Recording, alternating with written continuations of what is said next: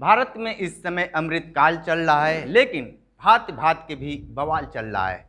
सीधे तौर पे हम चलते हैं पूर्व आईपीएस अमिताभ ठाकुर जी के पास, क्योंकि ये भी एक पार्टी के संयोजक हैं। सीधे तौर पे हम ये भी बात करेंगे कि आने वाले समय में किस तरीके की रणनीति अपना रहे हैं, क्योंकि सामने चुनाव भी है, निकाय भी चुनाव है और 2024 का भी चुनाव है। सर ये बताइए कि क्या मजबूरी आ गई कि आपको पार्टी का गठन करना पड़ गया? देखिए, मैंने चूँकि जो तमाम चीज़ों को देखा, अपने जीवन में अनुभव किया, मुझे लगा कि बहुत संभव है कि राजनीतिक रूप से सक्रिय होकर हम देश समाज को बेहतर योगदान दे पाएँ, और उसके लिए ही मैंने समाज को योगदान के लिए मैंने यह कार्य शुरू किया है। तो पूरी कोशिश की जाएगी कि हम ईमानदारी से अपना काम करें, पूरी कोशिश की जाएगी कि हम लोगों के लिए सक्रिय हों, लोगों में अधिकार की भावना जगाने का जो मेरा उद्देश्य है वह पूरा हो सके, उसी का प्रयास चल रहा है। सर ये बताइए कि बनारस में आप 2014 के बाद कितना बदलाव देखे हैं? देखिए, मैं यह जान रहा हूँ कि अगर मैं बाकी तो मैं दो नहीं जानता, दो चीज़ें मैं आज देखी हैं अपनी आँख से। एक, मैंने ट्रैफिक व्यवस्था देखी, वह बद से बदतर हो गई है। पहले जिन सड़कों पर मुझे लगता है कि 1 घंटे का समय लगता था, आज वहाँ 2 घंटे का समय लग रहा है। एक तो मैंने ये देखा है।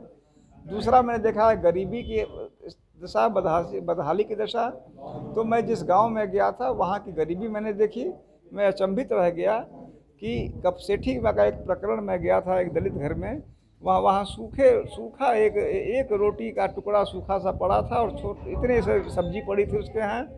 उसके आधार पे अगर हम विकास का ढोल पीट रहे हैं तो यह मेरे ख्याल से अत्यंत दुखद है और शर्म की बात है। सत्ता में बैठे लोग ये कह रहे हैं कि पूरे देश में राम राज चल रहा है, आपकी नज़र से क्या चल रहा है? देखिए, मेरी अपनी नज़र की बात नहीं है। बात यह है कि मुख्य बात यह है कि अगर वास्तव में राम राज्य चल रहा है तो उस गरीब महिला के यहाँ जिसका बच्चा मार दिया गया उसको न्याय क्यों नहीं मिल रहा है? यदि वास्तव में राम राज चल रहा है तो जिन सड़कों पे 1 घंटा का समय लगता था वहाँ अब 2 घंटा का समय क्यों लग रहा है? एक चीज़ देखा जाए महाराष्ट्र को लेकर, अब बिहार में भी परिवर्तन हो गया है। तीर और लालटेन एक साथ हो गए हैं, कमल को छोड़ दिए हैं। अब क्या लगता है कि बीजेपी क्या रणनीति अपनाएगी?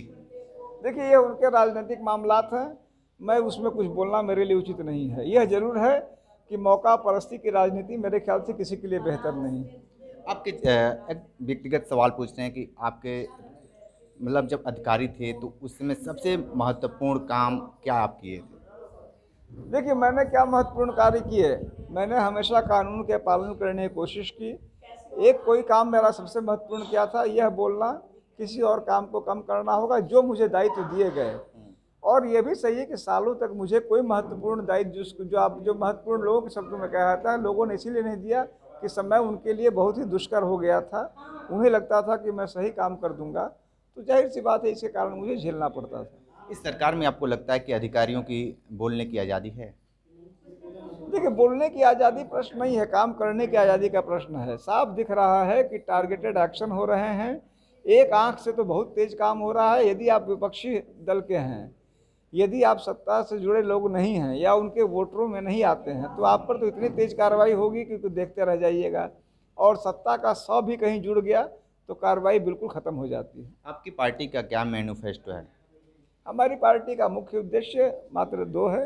पहला है कि लोगों में अधिकार भाव जगाना, दूसरा है अन्याय, अत्याचार और भ्रष्टाचार का पुरजोर विरोध करना। ठीक है, तो आप सुने अमिताभ ठाकुर को, सीधे ये सारी चीज़ें बात बताएं, राजनीति से लेकर उनके पूरे जो साथ में घटा। तो लगातार ये रिपोर्ट बनारस से हम दे रहे थे। हमारे साथ बने रहे न्यूज़ बकेट के साथ में, दीजिए इजाज़त, नमस्कार। पेश है न्यूज बकेट हिंदी मासिक पत्रिका। पढ़ें इस महीने की पूरी खबर विस्तार से हमारे न्यूज बकेट की मैगजीन में। हमारी ई मैगजीन को मुफ्त में पढ़ने के लिए अभी लॉगिन करें www.newsbucket.in पर। इसके अलावा रोज की ताज़ा खबरों के लिए हमारे YouTube चैनल को तुरंत सब्सक्राइब करें।